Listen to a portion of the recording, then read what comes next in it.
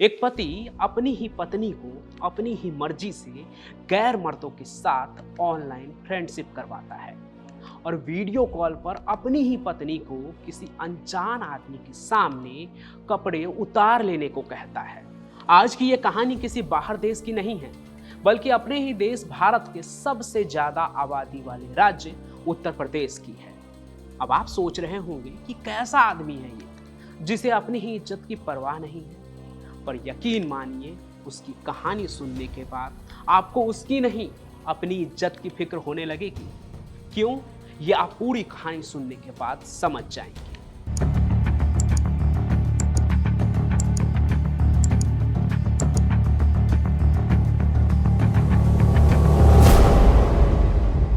ये कहानी कानपुर के एक कपल संध्या और इंद्रजीत की है।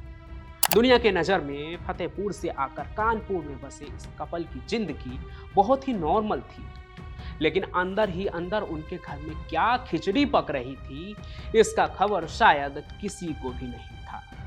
पति रोज अपनी बीवी के आगे एक लिस्ट रख देता था कि आज उसे कितने मर्दों के साथ ऑनलाइन फेसबुक पर रिश्ता बनाना है, और पत्नी भी पत्नी के आदेश को मानकर ऑनलाइन फेसबुक पर अनजान लोगों से दोस्ती बनाने लग जाती है। संध्या सबसे पहले फेसबुक पर जाकर अपने पति के बताए गए आईडी को एक्सप्लोर करती है और फिर उस आदमी को फ्रेंड रिक्वेस्ट भेज देती है। और ऐसा नहीं था कि उसका पति किसी एक आदमी से अपनी पत्नी को दोस्ती करने को कहता है, बल्कि वो कई लोगों को फ्रेंड रिक्वेस्ट भिजवाता था।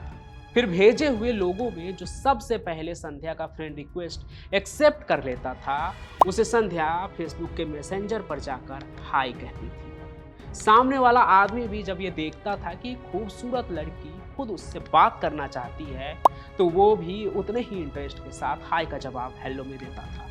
और इसके बाद संध्या उस अनजान आदमी से ऐसे बात करने लगती है जैसे उसका पति उसके बगल में नहीं, बल्कि वही अनजान आदमी है जिससे वो चैट कर रही है। और तो और आपको जानकर हैरानी होगी कि पत्नी को ऑनलाइन अश्लील बातें करते हुए उसका पति भी देखता रहता था। लेकिन हद तो तब होती थी जब वो अपनी पत्नी से कहता था कि अब उसे वीडियो कॉल करने के लिए मनाओ।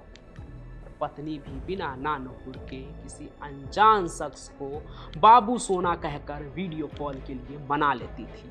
अब इंद्रजीत की बीवी संध्या किसी और मर्द के साथ वीडियो कॉल पर मीठी मीठी बातें करना शुरू कर देती है और फिर उस अनजान आदमी के सामने वीडियो कॉल पर ही अपने कपड़े उतारने शुरू कर देती है। इधर संध्या का पति कैमरा उठाकर अपनी बीवी के इस अश्लील हरकत की वीडियो उतारने लगता है।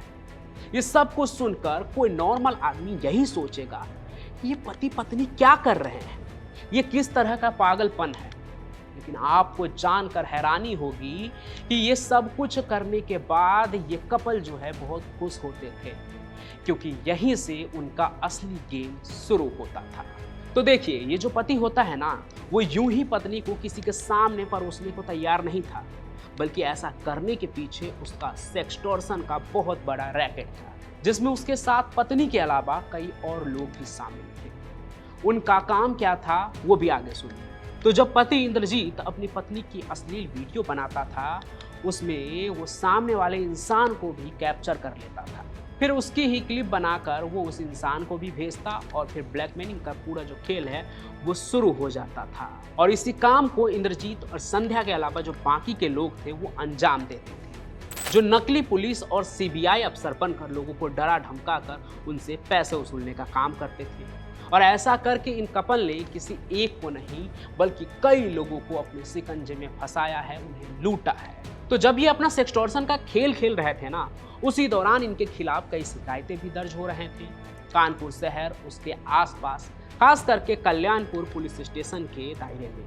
फिर पुलिस भी एक्टिव हुई और उनके ठगी के पूरे नेटवर्क को उन्होंने फॉलो किया और जिस अकाउंट में पैसे वो लेते थे उसका भी पता लग गया। दरअसल ये लोग सहारनपुर जिले के छुटमलपुर इलाके में कैनरा बैंक के एक खाते में पैसा ट्रांसफर करवाते थे। जरा सोच के देखिए, कपल फतेहपुर के, कांड कानपुर में और बैंक अकाउंट सहारनपुर के छोटे से गांव में, वो भी फर्जी पहचान पर। ऐसा ये साइबर फ्रॉड करने वाले इसलिए करते हैं ना, ताकि ज़्यादा से ज़्यादा समय तक पुलिस के गिरफ्त में ये ना आए, उन्हें उलझाए रखे, वो कभी यहाँ जाए वहाँ जाए और ये इस बीच बच कर निकल जाए। लेकिन जब पुलिस सच में अपराधियों को पकड़ना चाहते हैं तो सचमुच कानून के हाथ जो होते हैं ना, वो लंबे हो जाते हैं और अपराधी पकड़े ही जाते हैं।